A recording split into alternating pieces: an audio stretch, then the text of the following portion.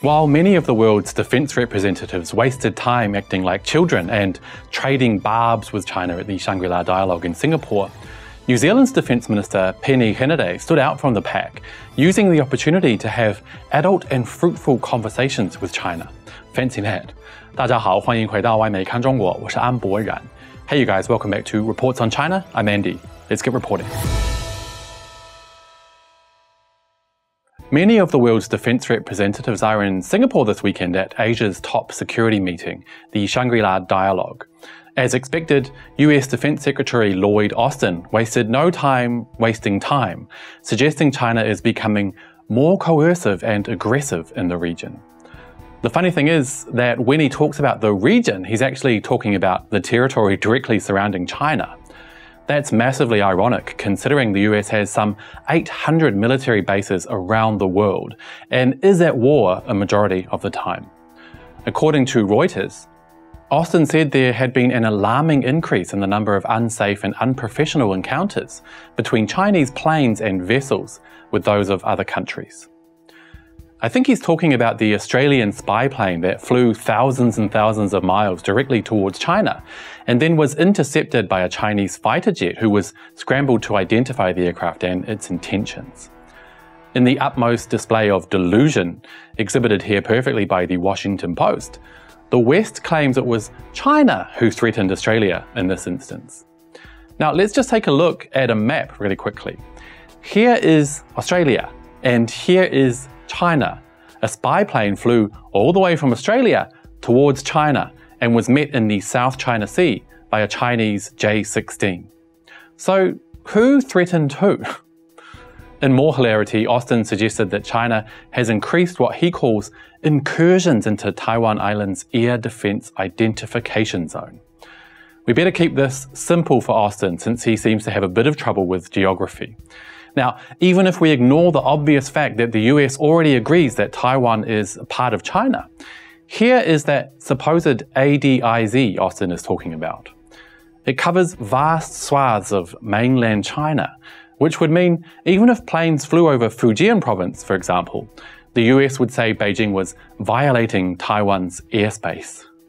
I guess like most propaganda, they just hope that the average person will look no further and just take their word as gospel.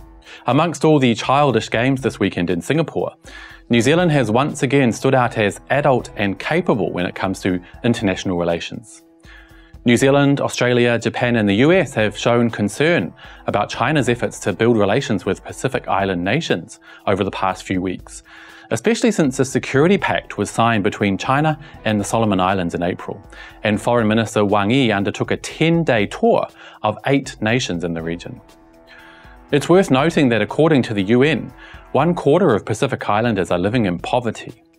Now, China has a proven track record of pulling hundreds of millions from poverty and now seeks cooperation with these island nations that would aim to help develop them, among other things. Australia, New Zealand, Japan and the US have absolutely no right to demand China stay away from the region, especially since they've allowed their neighbours to have such a high percentage of people living in appalling conditions for so long. If they want to come in now and better China's offers of support, then that's a win for the people of the Pacific Islands, right? Right, back to Singapore. New Zealand Minister of Defense Peeni Henare met with China's Defense Minister Wei Fenghe and had, by all accounts, a diplomatic and adult dialogue.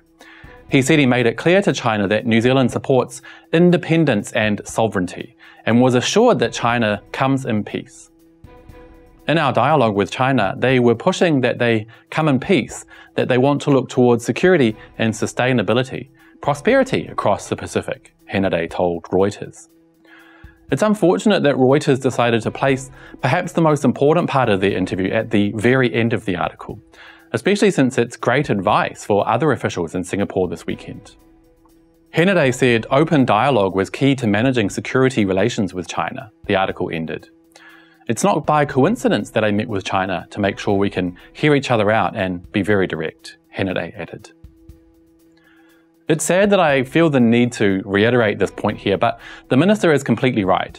Dialogue between governments should be open and frank, and each side should view the other as equal while taking time to hear the other out. So kudos to New Zealand for again managing to rise above the rest when it comes to relations with China. So what do you think? Should Austin and others take a leaf from New Zealand's book? Let me know what you think down below, and as always, I'll see you all next time. Bye-bye. Thank you so much for watching this far. While you're here, why not hit like and make sure you're subscribed to the channel? It really does help. Thank you.